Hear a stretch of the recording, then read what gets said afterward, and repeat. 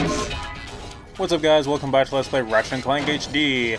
So I decided to split up Gaspar into two videos so that I could do some research in the interim. Also, I had to edit out a rather embarrassing death that happened at complete random at the end of the previous video. So we're back at this checkpoint here just as we were.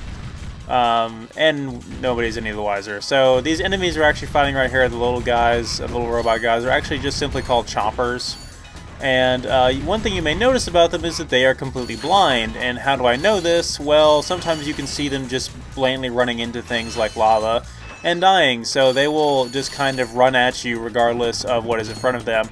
And they're not terrible at pathfinding, but there's definitely, like, if you are anywhere near, like if there's lava separating them and you, they will fall in the lava and die. I might be able to demonstrate that right here, actually, if there's any over there. These floating bomb-looking guys here that will come seek at us are just that. They're called Seekers. And they will lock onto us much like the mines do, and I just accidentally lured these guys in with a taunter. And they're probably going to explode. They take like 3 or 4 hits to kill, or yeah, they take 3 hits to kill. They're pretty tough.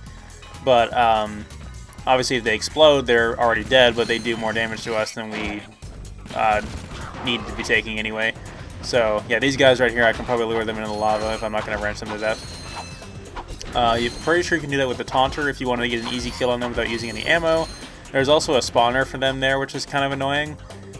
Yeah, hopefully setting up these 3 mines will take care of these guys, because...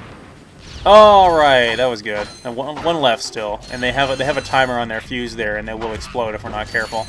There's some hard boxes there we can destroy with this turret up there. We fired one of the other turrets back there to clear this way through the door. Yeah, the problem with using the mine glove on them, as soon as we activate the taunter to trigger the mine, it's going to send them coming at us. So that mine better be on its way to taking them out, otherwise we're going to get hit, probably. So, reasonably interesting enemy. Sometimes they can be pretty difficult to get away from. If you don't kill them before they explode, there's pretty much no getting away from it. The explosion is very difficult to dodge. I think there's also a skill point you can get here for shooting down the cargo ships that are flying throughout the air with the turrets like that, which is pretty easy to do.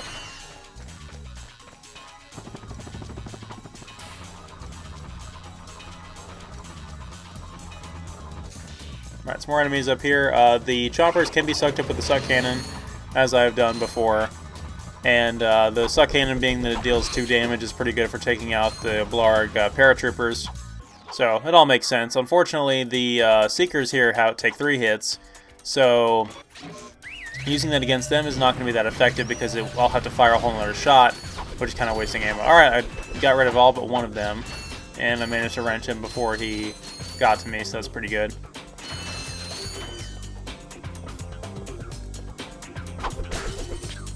Yeah, just because of the nature of the combat in this game, how the enemies only take a few hits to kill, and so do we for that matter, the wrench still stays pretty balanced throughout most of the game. The later games in the series, as some of you probably know, the wrench becomes, whoa, some lag there, some major frame rate drops from all the effects going on in the room right now with all these Blarg paratroopers shooting a dozen projectiles at us on screen at the same time. These tanks don't do anything, they just provide cover. Anyway, yeah, the wrench is significantly less effective later on in the game than the other games in the series, and you have to find upgrades for it, which ultimately don't even make that much of a difference either. The wrench upgrades do make a bit of a difference in up your arsenal, but in going commando, they're just it's pointless. Even with the wrench upgrades, you're never going to kill anything with the wrench towards the end game. And it's kind of a shame. I mean, it's an important game mechanic, and I feel like the later games in the series did a better job of making it to where it's still an effective means of combat. But I would still never recommend going up and wrenching everything, unless you were trying to do some kind of wrench-only challenge or something crazy like that. So in this room, there's another turret, and there's all these computer monitors we can destroy for some reason. They're obnoxiously huge monitors, and we can destroy them along with all the paratroopers in the room, and some boxes that are in the room too. And the door, which leads out of here, and of course now there's bolts all over the floor. There's some enemies out there I just cleared out too, so we did pretty good with that. Yeah, honestly, I thought that this next section would be pretty lengthy, but it didn't really take up that much time anyway, so I probably could have just left this as one video and gotten it out of the way, but we'll make up for that eventually. I was going to say, I knew I could bomb that out.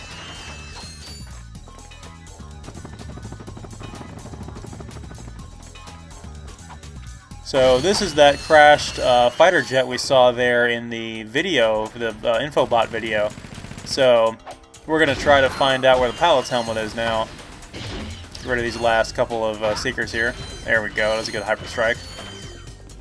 Yeah, we see these fighter jets in several other planets for various different things. I don't think we ever fight them though, or actually even use them for that matter.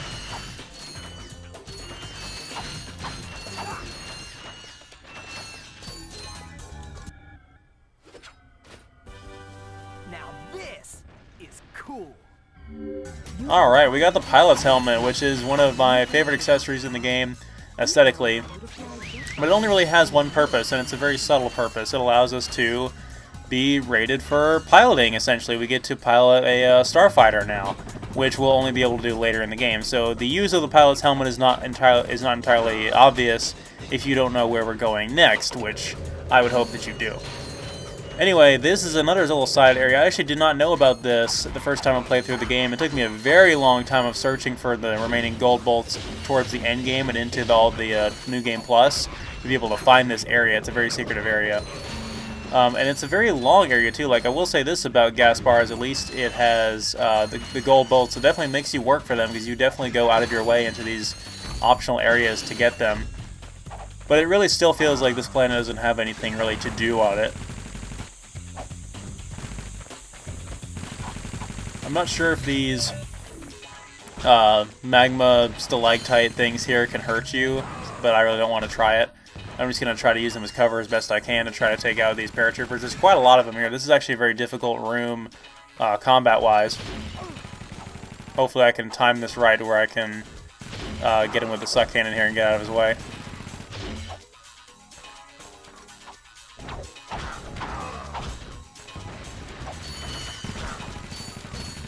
Yeah, because of how... Oh, he turned on his buddy there because he shot him in the back. That was convenient. Yeah, because of the slow-moving projectiles, there's a small window of time to where I can get a shot in on them before they react. And actually, I think they shoot the ground first, and then the recoil like gradually moves their shot trajectory upward. So at first you see the shots hitting the ground, and then they slowly move upward where they're lined up with us. And I'm about to die. I may in fact do that. Unless I get lucky here, which I may do. I can keep strafing at an angle there to avoid their shots. I should be okay. God, there's a lot of them in this room. Oh, one more. Alright, I think that's all of them.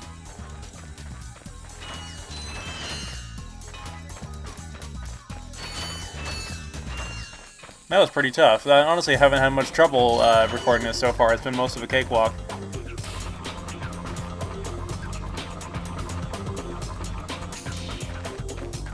Let's go claim our prize, the last gold bolt up here. And some much needed ammo after all that. You probably saw this area when you landed right at the beginning there. It comes up right behind where our ship is, so the whole level just kind of loops around on itself in a really convenient way. Alright, so that's all there is to do here on Gaspar. We will never be coming back here ever again. Now we're going to move on to planet Auroxon. That's actually another thing about this planet, is there are no infobots on this planet at all. Which is another downside to it. Let's go ahead and purchase the Wobbler while we have enough money for it. I'll be demonstrating that in the next video.